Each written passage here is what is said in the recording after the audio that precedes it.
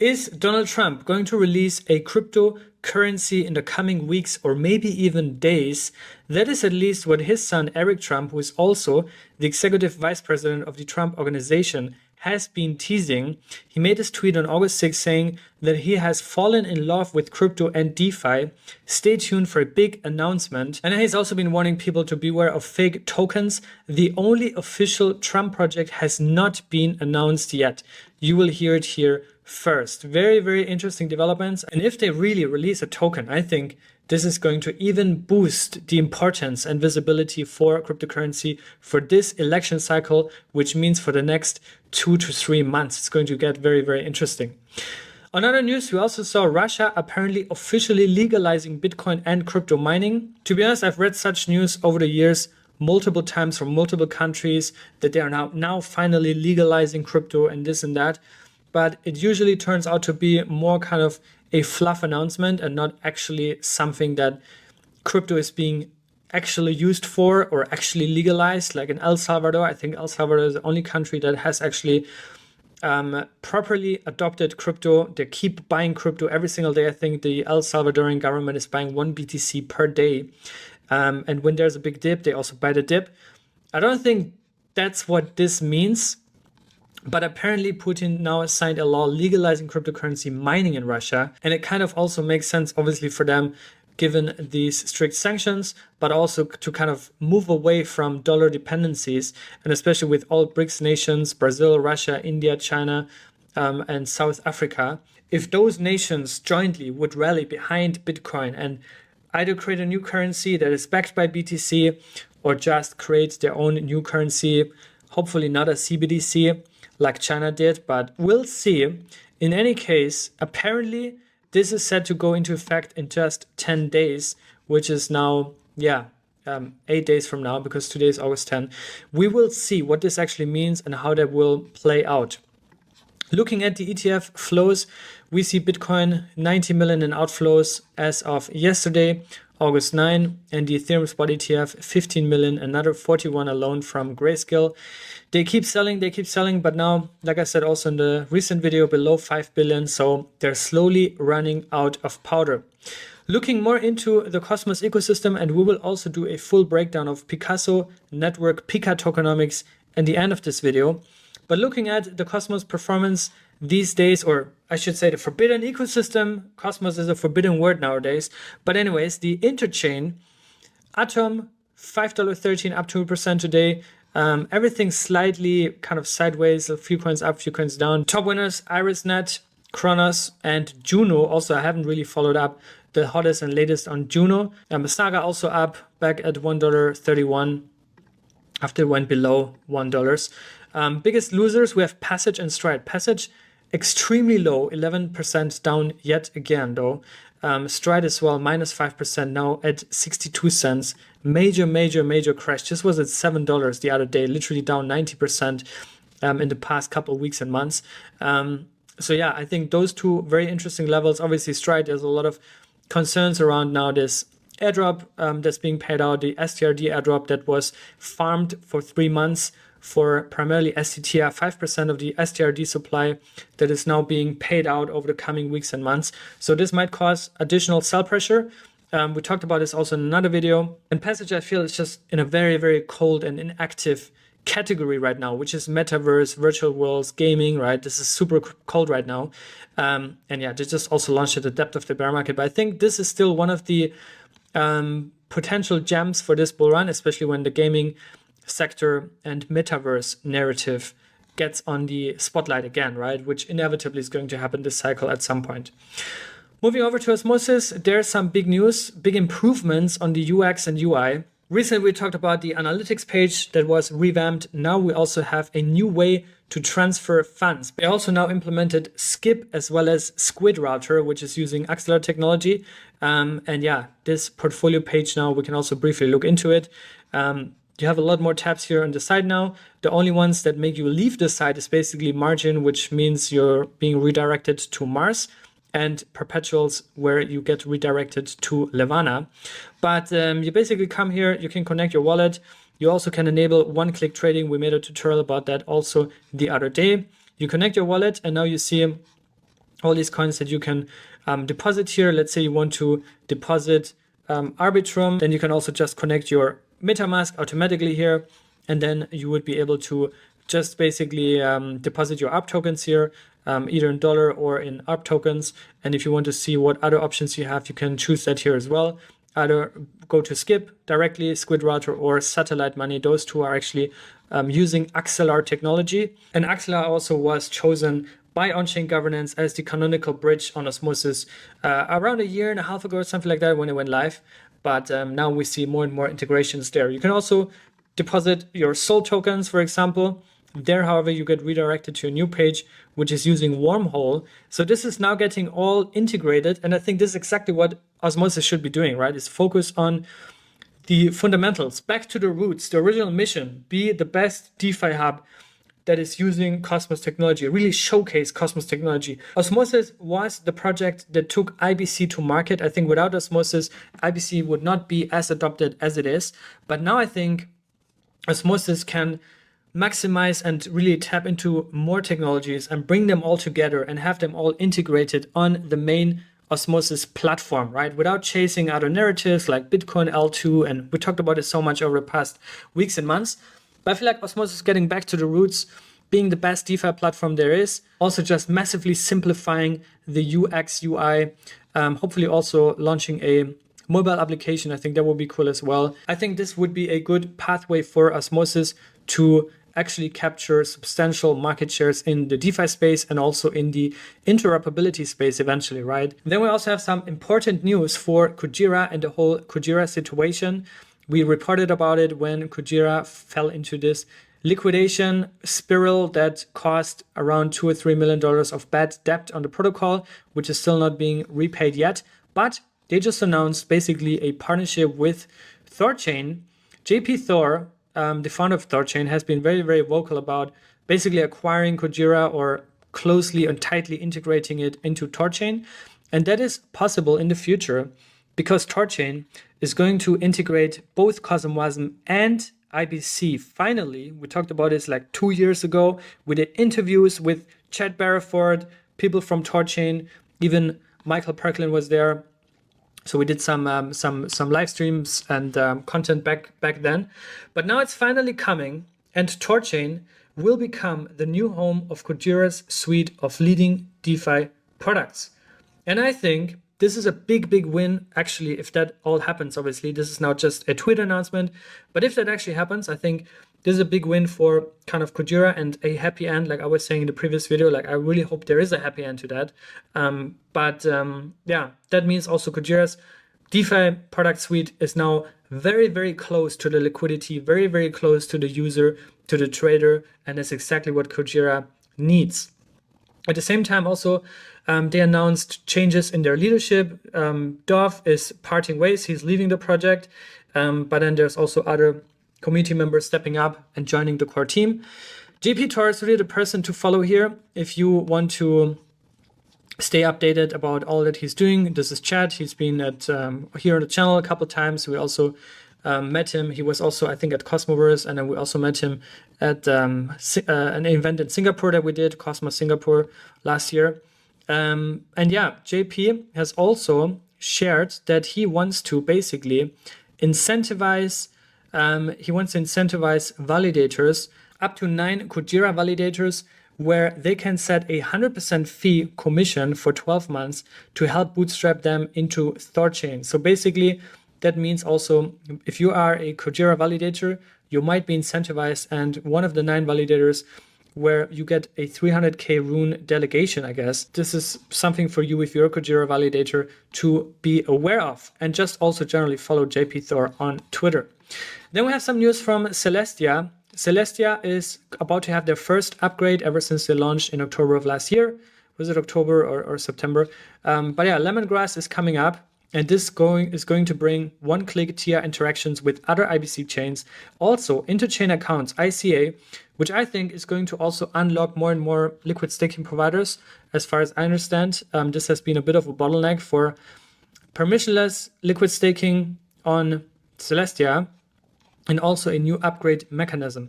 So Celestia is launching new updates. Also at the same time, they just crossed 50 gigabytes worth of data that was published on Celestia, as per Nick White, with whom we also did an interview here in person, Cito, a couple of weeks ago. And also some just growth metrics. 81% growth in rate of data posted, 48% growth in number of data availability nodes, and 21.5% increase in the DA market share. And I think Celestia definitely want to keep a close eye on for this bull cycle. I talked about it. We also made content around it. Potentially the $100 billion protocol eventually, right? Right now they're sitting at $5-6 billion FTV. But they also saw a big bounce during this week when after this major crash. But yeah, that's Celestia. Another big Cosmos flagship chain or interchain project is Akash Network. And to be honest, what I love most about Akash Network, and they're not alone, but they're one of these Cosmos chains or interchain chains that is actually focused on disrupting a specific product or vertical. And in Akash's case, that is actually cloud compute. We talked about this over the years with Greg Osuri here on the channel. He's been here multiple times. They always come to Cosmoverse. They're also leading the AI track this year. And DePIN, which stands for Decentralized Physical Infrastructure Networks, also falls into kind of this part of AI infrastructure alongside also storage. That's also another important vertical. But Akash has witnessed the biggest growth in the DePIN category year to year from August 1st, 2023 to August 1st, 2024. 450% growth. That is impressive. It is still relatively small, which means there's still huge upside for Akash. Greg also shared a quick list here of some of the July achievements. One of them, and the main one, was probably also that Breath, which is the primary client for Akash Network, has been acquired by NVIDIA. And the Breath CEO now works at NVIDIA, which means technically Akash Network can say that they have a partnership with NVIDIA, and NVIDIA is their largest client. Then integration of Prime Intellect, and also Akash becoming the first open source cloud to offer the state-of-the-art AI model Llama 2. All-time high in daily spend and doubling of H100 capacity. And if you want to track those stats on a daily basis or weekly or monthly, whatever, go on stats.akash.network and you'll see daily spend, total spend. You can also open a graph here. You can zoom out here on all and you'll see that they've seen this explosive growth here in late 2023, where the total USD spend went up 4-5x in that span alone in the past couple of months. So very impressive statistics here. The daily spend also has been going up only. And I think this is an interesting trajectory. Shows product market fit for Akash Network and their product in a niche, right? And they're not making it about Cosmos or the interchain, right? They're making it about disrupting a product, right? Focusing on shipping a product that is superior to the status quo and is also empowering the people, more decentralized, and they're working towards that, right? They have this Northern Star, and that's what I really appreciate about our Akash team. There's many other teams in Cosmos that are working and operating at a similar way. Another Cosmos chain or project that is similarly to Akash, focused on disrupting a vertical or category, is Mantra Chain. Mantra, in the tokenization RWA field, primarily focused on real estate. We announced this $500 million tokenization project here in Dubai a couple of weeks ago, here also on the channel. And at the same time, the OM staking ratio keeps climbing up. Now 36% of the OM circulating supply is staked, and it keeps growing fast, 30 million alone in the past 24 hours. Remember, Mantra Chain is going to launch their Cosmos L1, joining the interchain formally. Currently, they are not on Cosmos yet, but they will be on Cosmos once that chain goes live. And it is very soon. And with Tokenomics, we're also going to be in the Genesis set. We're also participating right now in testnet, and you can delegate your tokens and you can participate also in their ongoing testnet campaigns, which eventually also will translate into a airdrop. You can participate there and also use Tokenomics as your preferred validator. Much appreciated. And sticking around the airdrop game, we also have Hyperlane that just announced the Hyperlane Foundation. And with that, they also announce Hype, the native token of the Hyperlane network.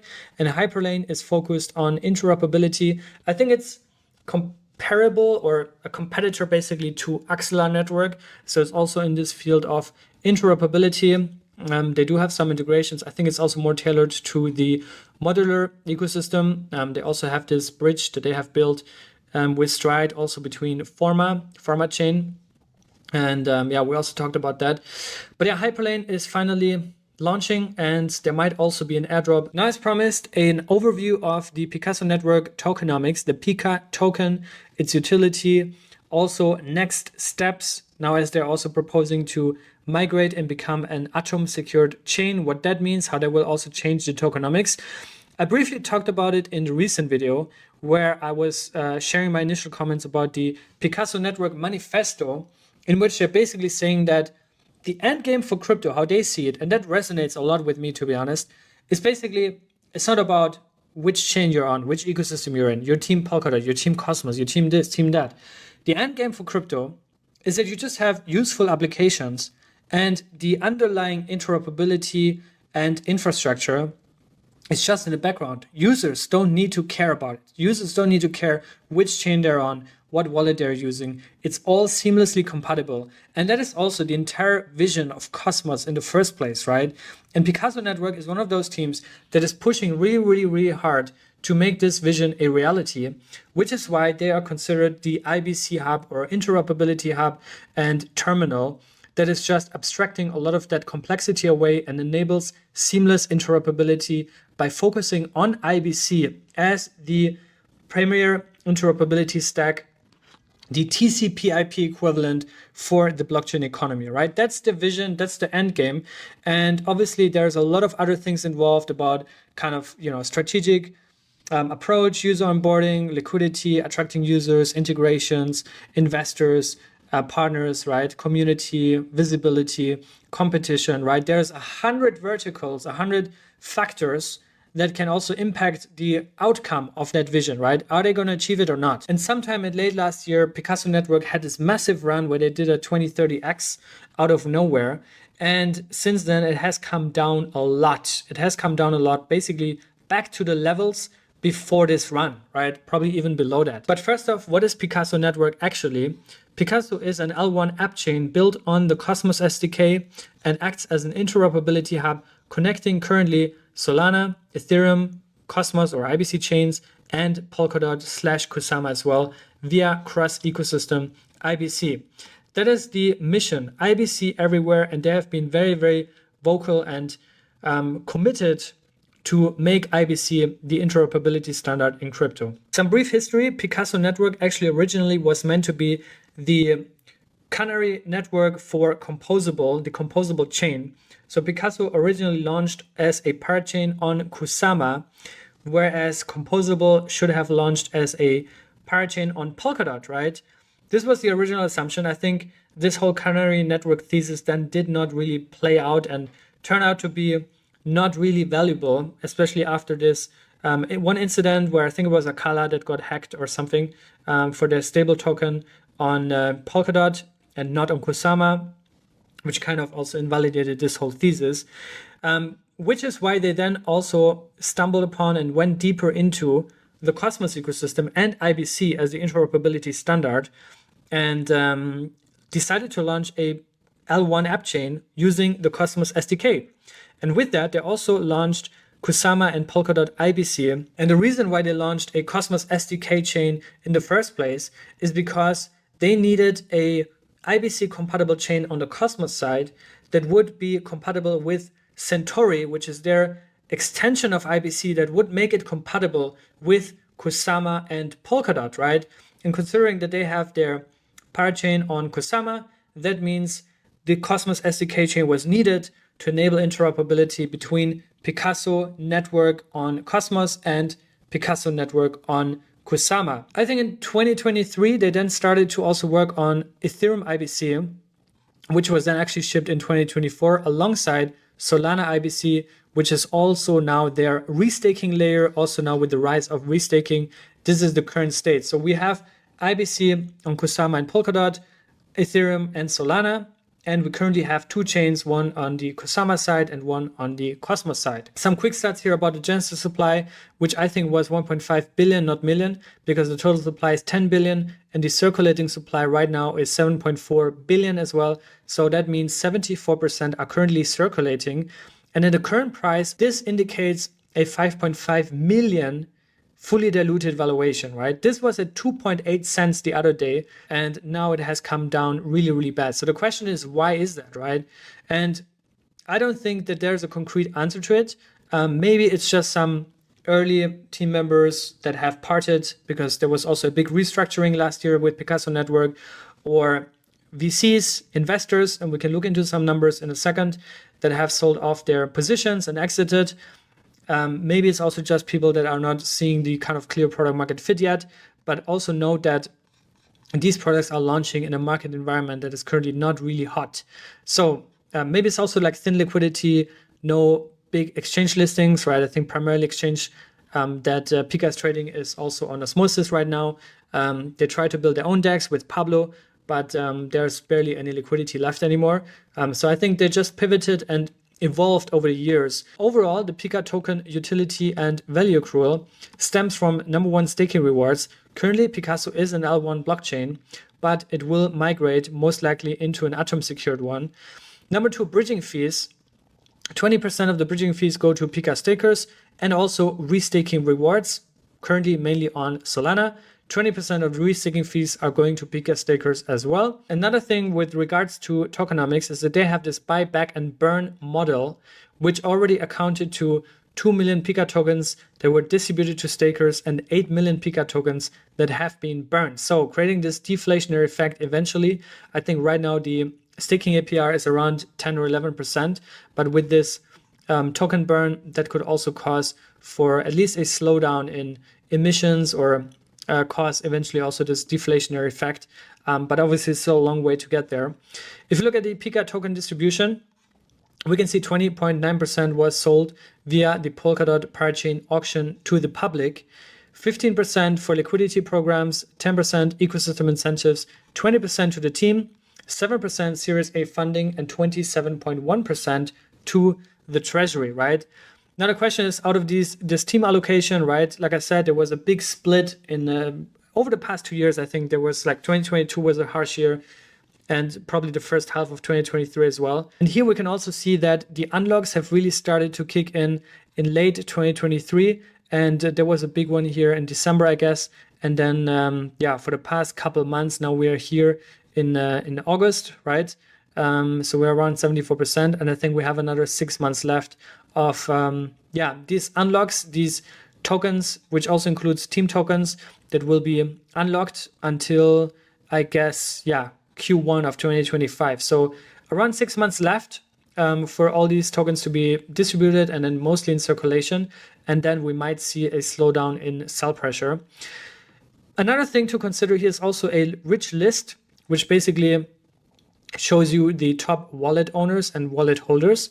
The first wallet here, I think, is either the escrow wallet or the treasury, which holds 45% of the PICA supply. And this is on Kusama, by the way. Now there's obviously supply on multiple chains, including the Cosmos chain and also Ethereum. But this is the rich list for PICA, which shows that I think the top 2 to 10 wallets together hold 26% of the supply, and the top one wallet, which is either treasury or IBC escrow, I think it's also more likely to be the IBC escrow. Those top 10 wallets alone hold around 71% of the PICA supply as of today, and 558 million of those are locked. Now we can also look into some liquidity on different chains. Osmosis has the most liquidity for the PICA token, around 120k. Orca on Solana, around 100k. Uniswap on ETH, 23k. And then Pablo, which is a DEX that they, I guess, are sunsetting, 17k left in liquidity. They raised 2 rounds. One in July of 2021, where they raised $7 million from Advanced Blockchain and SOVS. And then a Series A in March of 2022, where they raised $32 million from Coinbase Ventures, amongst others, and also Blockchain Capital, Jump Capital as well, Long Hash Ventures, Spartan Group, GSR, which is also a market maker. They have some decent investors. And they also conducted a strategic round in January of 2024, where they have 2 partnerships formed, one with DAO5 and one with Santiago Santos from Solana. Now, what's coming next? Read the Picasso Manifesto to really understand their convictions, their commitments, and their directions and their roadmap. But also they will be shifting or proposing to adopt interchain security and join the Atom Economic Zone, which means they would have a lot higher economic security for the chain. Currently at 5 million FTV, the chain is not really secure from an economic point of view. And they're also trimming down the set. I think currently there's 30, 40 validators on the Picasso network, and there will be just 10 Cosmos Hub validators to secure the Picasso chain. This is currently on the Cosmos Hub forum, up for discussion. If you have thoughts about that, feedback, then please drop your thoughts on the forum. And that's all for today in this video around Picasso network, also around general updates in the Cosmos or interchain ecosystem. I hope you enjoyed the video. And yeah, this thread is being published also on our Cito Zone Twitter account. So follow that, Cito_zone, as well as the Cito.zone website. I'll see you guys tomorrow. Until then, stay safe and be good.